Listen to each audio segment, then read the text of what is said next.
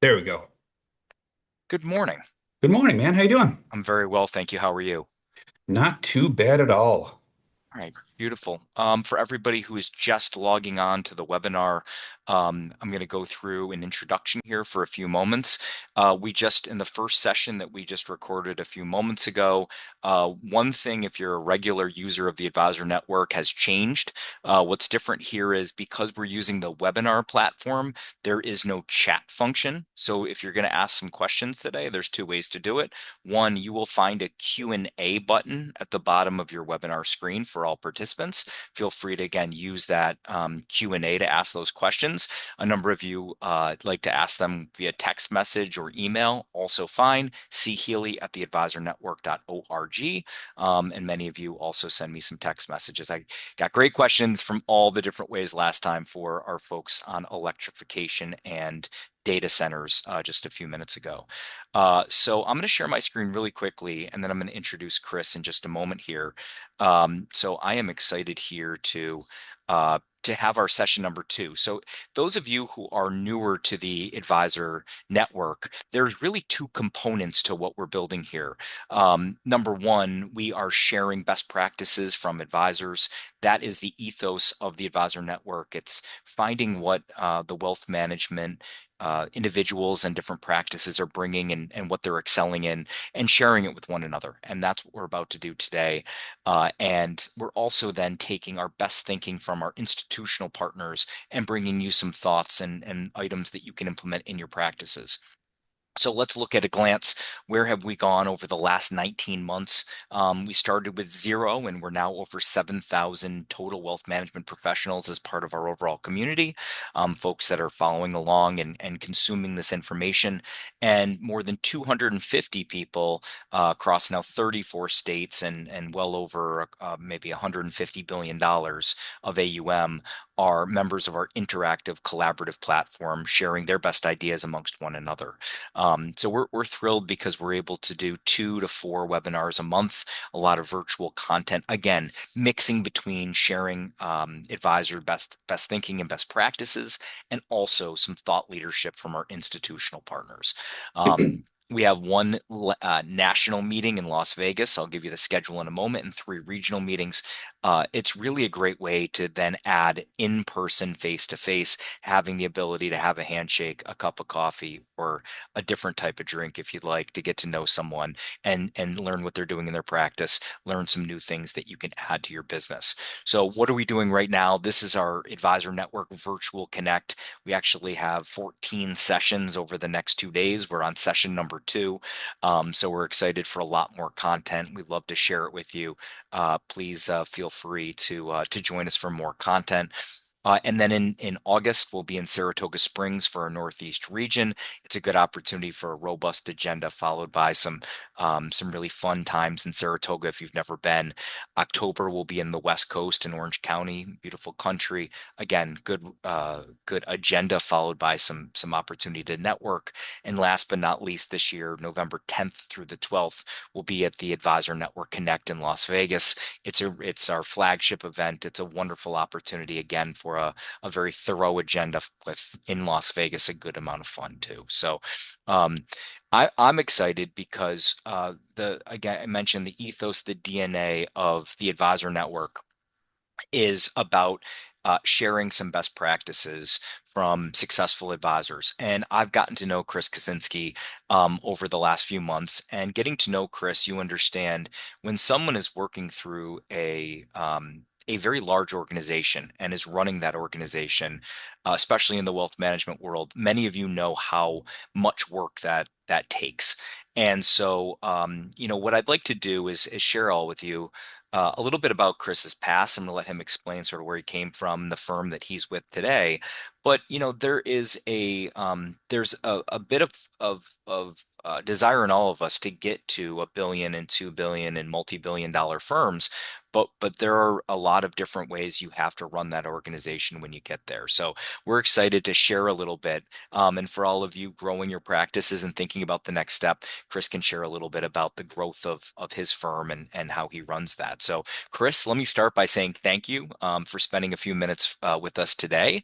Let's ask you to maybe share a little bit about your background and how you ended up coming into the wealth management industry. Sure, Colin. Thanks for having me. I appreciate it.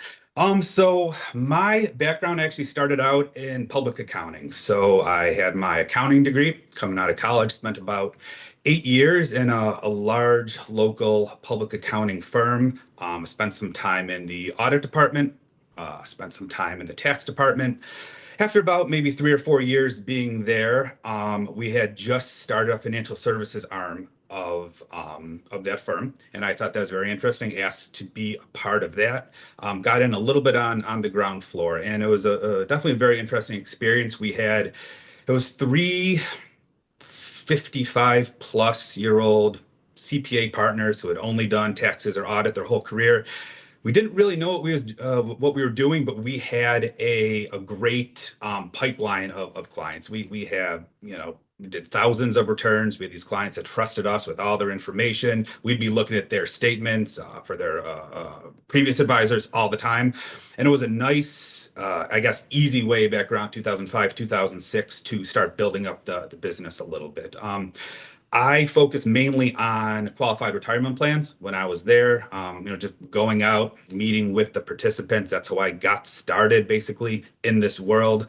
Something I'd recommend to anybody just starting out. Just get in front of as many people as you can. And really, to me, there's no better way to do that than to sit down with retirement plan participants.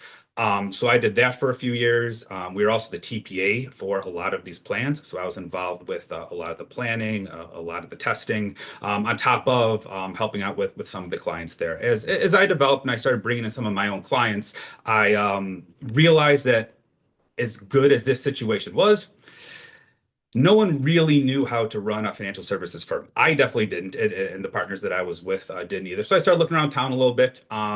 My father had his own CPA firm for about 20 years, and one of his old partners had retired, gotten into financial services a little bit. I spoke with him, and he said, "I have a great opportunity for you over at Sandhill." And I went in, I met the team. I was very impressed. This was back around early 2011.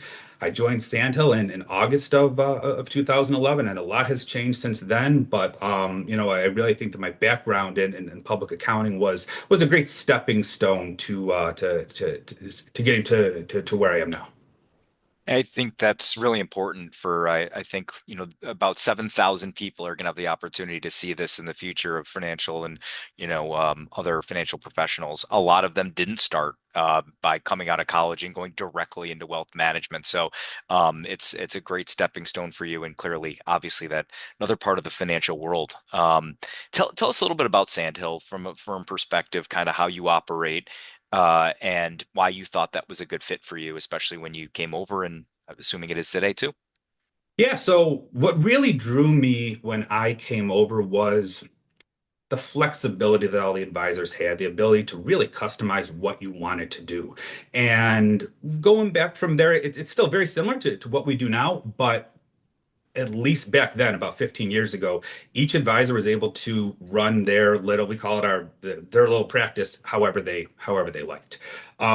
Whether that meant, being in the office 50 hours a week or just, going out and meeting with clients or prospects all the time. Even at that time, if you wanted to work from home, which was a little weird 15 years ago, you could even work from home if you wanted to. All you really have to do is, keep your clients happy, bring in some business, get along with everybody else at the firm. So that's what I really like. The other firms that I had talked to, again, when you're 30 years old, where I was that time, you didn't want to, be forced to do the cold calling or being forced to go to, 5 meetings every week and sitting around the office. This was more of as much work as you want to put into it. Hopefully you could get something out of it. And you were able to eat whatever you kill. And I mean, we still say that today, and things have changed, quite a bit over the last 15 years. But what I really liked was the ability to operate at your own pace.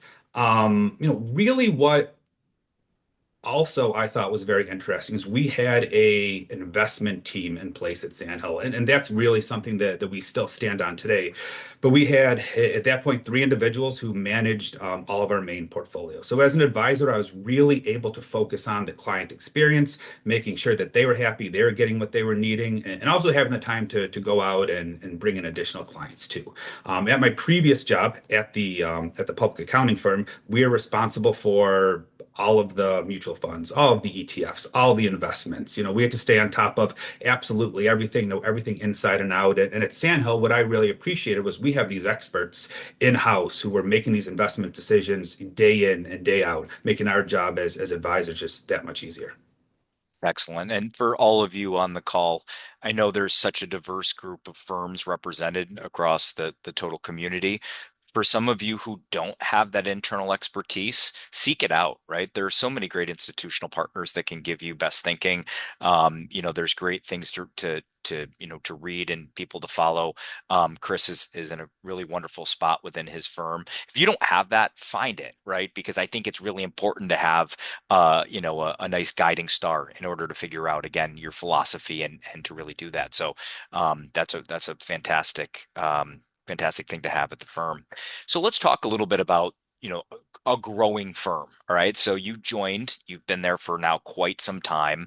When you first joined, you talked about, again, the flexibility, and I know that a lot of that continues today, but the firm was a bit smaller then, and it's continued to grow. How have you kind of managed that before you became the managing partner, even as just an advisor, and then managing your own growth before we start to talk about managing the growth of the overall firm? Yeah, so it's definitely, I mean, it's night and day now to what we had 15 years ago. At that point, we had maybe four advisors. We had a research team of three people. When I started back in 11, we had about $80 million under management. And that was about the firm, about 8 years into the firm.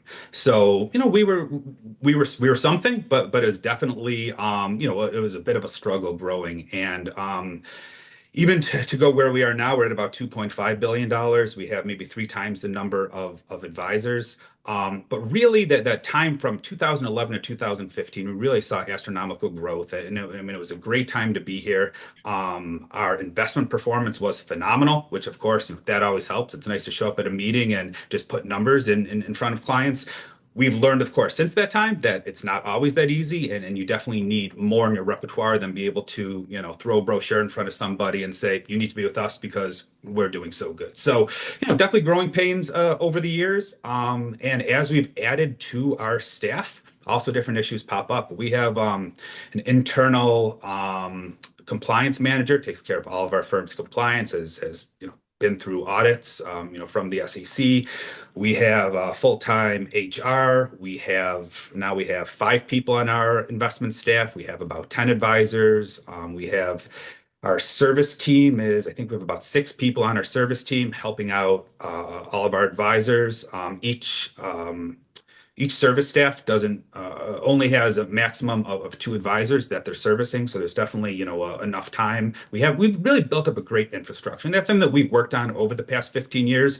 We grew very quick at first. It took us a little bit of time to get the infrastructure in place, and now after seeing up years, down years, we really think that we're in a good place, being able to handle anything additional that comes in. We have experienced people all across the board, and just think we're in a very good place right now. I mean, it's a great transition to, the sort of the future, but let's start with 80 million to 2.5 billion is a heck of a growth rate. And you mentioned that sort of hyper growth phase. Let's talk about that phase for a moment before we go on. And I just saw a text come in. I've got my first question. Again, don't feel shy to use the Q&A function too for questions for Chris. You hear something that ultimately resonates with you in your practice, ask the question. This is a wonderful opportunity to do it live, and see if we can answer it. But let's talk about the hypergrowth, right? You talked about the idea that the firm ultimately, I'm not going to call it a skeleton crew, you were running thinner at the time. And then you had that period of hypergrowth, and then ultimately you scaled the business up to accommodate that. During that time period, you're serving your clients and you're just growing as quickly as you can. What were some of the challenges there, other than how much time you have in the day? So some of the challenges were just, and this sounds awful to say that it's a challenge. We were when word was getting out, at least around Buffalo, about Sandhill, about Yeah. what we were doing, kind of the new kid on the block a little bit, having a little bit different approach than a lot of the other firms around Buffalo. It, it was really just tough to manage everything. I know that's a Yeah. problem that of course, I would love to have now. Yep. Looking back at it, there almost weren't enough hours in the week, Yep. and we had just a few advisors. I mean, really, we had about three advisors that were, all went from under 25 million in management to over $100 million in management within a few years. And I think part of the issue was too, it was really servicing the clients that were already there. We put so much effort and so much firm power into gathering assets, getting new clients in the door, starting these new relationships that sometimes, and I think this is probably an issue across the business too. You work so hard on the sale that once you get it in the door, you sign the paperwork, the assets are in, sometimes those clients might not be at the front of your mind anymore. So definitely over the first few years, that was a bit of an issue.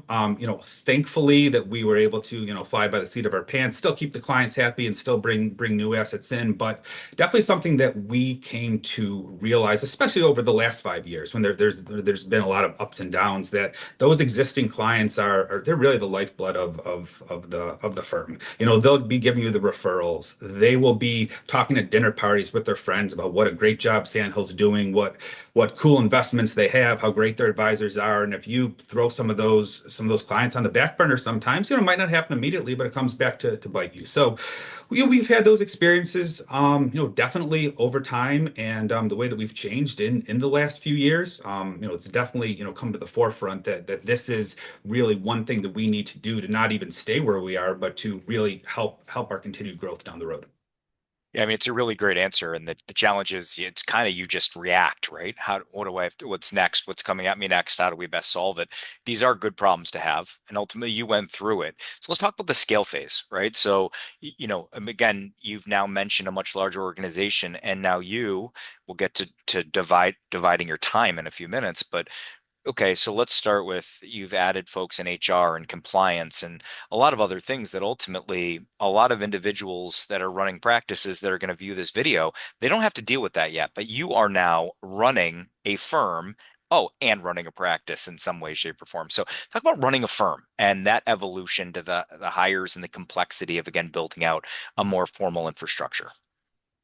Yeah, so really, while I do have the title of managing partner, we do have different areas that we focus into. So my focus is on our sales team, on the advisory team, making sure that we're constantly moving forward. And like I said before, it's a good problem to have, but when you have a number of advisors who are making very good livings, who have large books, sometimes the motivation isn't, might not be there. So that's really the role that I'm stepping into, making sure that we are on that continued growth path, whether that be motivating existing advisors, adding to the teams that we have, maybe bringing in some experienced advisors, down the road too. And we're looking at all options as a way to grow, because really where we are right now, a lot of our advisors have, me personally, I mean, I have hundreds of accounts, 100 households. A lot of us are in the same boat over here too. So we're trying to figure out what's the best path going forward. We're not 35 anymore. We're not, at the point where we have so much free time in the day. A lot of our time is booked and it's busy. So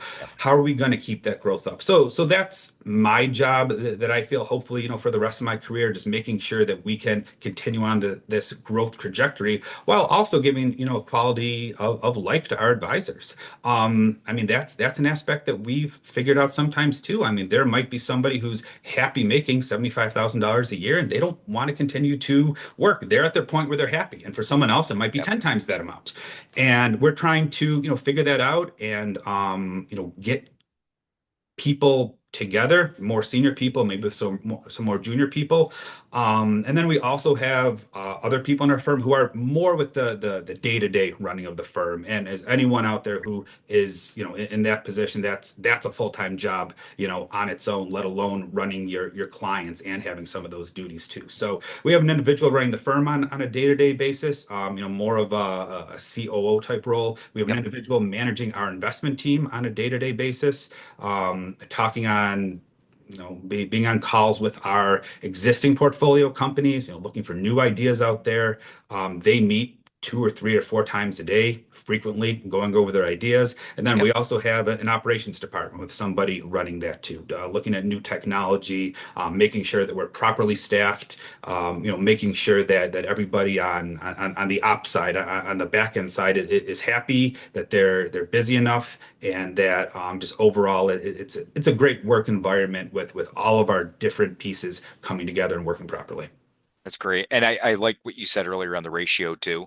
It's nice to have and be thoughtful on making sure that clients get, a good amount of support, and your advisors, again, getting a good amount of support. I know there's a lot of folks on there. We struggle at times, being able to keep a ratio like that. So I think you guys have done some good work in that area. So fully understand the division of the firm. You've got folks that are running each one of those pieces. Let's talk about quality of life and what you said earlier. One of the questions that came in a little while ago is, do you find that ultimately in working with clients today that there's been a lot of changes in the way that you interact with them? We're on a Zoom right now. I think I know where this question is going, versus that obviously there, 10, 15 years ago, it was a lot more face to face. It was a lot more often. Has it changed for you at all in terms of how you interact with your clients? It's definitely changed, and it's been a bit of a struggle for me too. I'm a guy that loves the handshake, the sitting down at a table. Let's go, grab lunch or grab a beer, grab a coffee. And it's especially since COVID, of course, just the foot traffic in our office has, on occasion, it's slowed to a halt. Phone calls are acceptable. So meetings over Yeah. the phone, meetings over Zoom. And this is even with clients who are, 10, 15 years into retirement sometimes. I feel that our clientele, of course, it took them a little bit of time, but they've really, gotten used to it. I love whenever a client says, "Hey, I'm going to trek downtown and come up to the office and sit down and meet with you for a while," because that really doesn't happen too often. And leading into, kind of another area too, we as a firm, we have this beautiful office. We have 2 conference rooms that are empty a lot of times. So, Hmm. the thought's been out there. Do we need this space? Do we need this office? Because it's not as important, I feel, to clients now as you said, as it was 10 or 15 years ago. Yep. So I still try to, get out there, meet as many people as I can. I'll go to their houses if need be, because I really feel that face-to-face contact and those relationships are just so important. But it's a struggle sometimes. I mean, I'm not afraid to admit it. I'm sure a lot of other people are the same way. I have some clients that I've never even seen their face. Maybe I've seen a picture on LinkedIn or I've seen Hmm. their picture on Facebook, but we've had a number of great conversations, but they don't feel the need or the want to have that face-to-face relationship anymore. Yeah, it's definitely changed in a lot of ways. And it was a great question. I have another good question in. We were going to talk about a little bit about sort of tech stack and other types of things, but this question is going to come up a lot. So if the answer is not at all, also acceptable. But is Sandhill utilizing AI in the practice today to help kind of manage your growth, or is that in your future endeavors? So definitely on the operations side, we are quite a bit. And I was just having this conversation with somebody yesterday. I mean, I've been a professional for 20 years. I almost feel like I'm the guy where the new technology is tough for me to start to use. I'm Mhm. comfortable in my ways. I know what I like. I know what I do, but it's been impossible to ignore AI, especially over the last, 12 months. So we use it in our firm for note taking in client meetings, in our investment meetings where we're sitting down with our investment team. They're going over new investments, talking about earnings, recent performance. All of that stuff is always, automatically taken via notes. We are just introducing a brand new tech stack to the firm over the next 6 to 18 months, probably moving everything over to Orion. And a big deal why we did that was their expected use of AI to be able to help both the advisors and the operations team down the road too. So I know a lot of our younger employees, they're fully embracing it as they have been from day one. I'm a little bit slower on the take, and we also have some, advisors maybe about 20 years older than me, where it's like they're set in their ways and they're doing things their way. And definitely from the advisor side, I'm sure everyone's come across that, too. A client will ask you a question and they'll be on, Chat GPT, they'll be on, Grok on their iPad that they bring into the meeting. They're asking you a question. They're researching things on their own too, or clients are much more informed, I found nowadays. So we have to be on the same level too. We need to be able to use all the available AI program software, everything out there too, just to make sure that we're not falling behind. And 15 years ago, I don't think that was necessarily an issue or even a problem. I thought I was much more advanced than a lot of my clients on the technology side, and especially with some younger clients now, we have to prove to them that we know what we're doing. We're on the cutting edge of technology too, or else they're going to feel that they don't need us. So, something that we struggle with all the time, of course, too. But we just have to make sure that we're staying in line, that we're paying attention to everything new that's out there. I'm going to do two shameless plugs. One, you mentioned the note taker. It's one that we use every day. We don't, the Advisor Network, we don't endorse any one product. So whatever your firm says you can use or whatever you test in the field, we highly recommend using. It's so great to be able to take those notes, focus on your client, and not feel like you need to scribble everything down that they're saying. It's a wonderful tool afterwards. Just make sure you check its accuracy.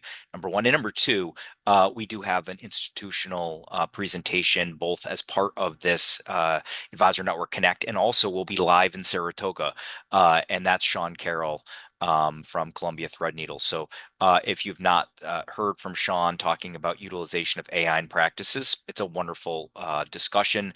Again, he'll be live in Saratoga. He'll also be virtual as part of this. So if you want to hear that presentation, but an opportunity to meet him live and talk about how you can actually do that, that would be one person I would spend a couple of minutes with for my practice if I were making that suggestion. I'm going to end, Chris, with you. We've used our time quickly here for today, and again, I think they go pretty quickly when we're doing advisor to advisor chats. They always go over really well.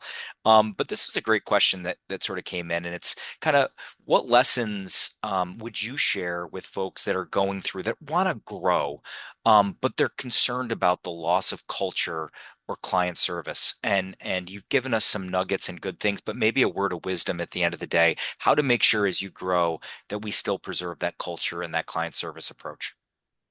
I mean, it's definitely very important, and I don't know if there's really one great answer. I mean, really, what we do at our firm, what I found is the more that we're all in the office, the closer that we get. And we don't have mandatory time in the office. Some advisor could go 3 weeks and we would, never ask where they are or what they're doing as long as their clients are still happy. But we've been having, Friday lunches for a long time. We try to do as many events as possible outside of the office to make us feel like we're still a team, because sometimes you can go weeks without seeing each other. So it's a really tough balancing act between growth, between happiness, having to make sure that everybody in the office never feels like they're being left behind.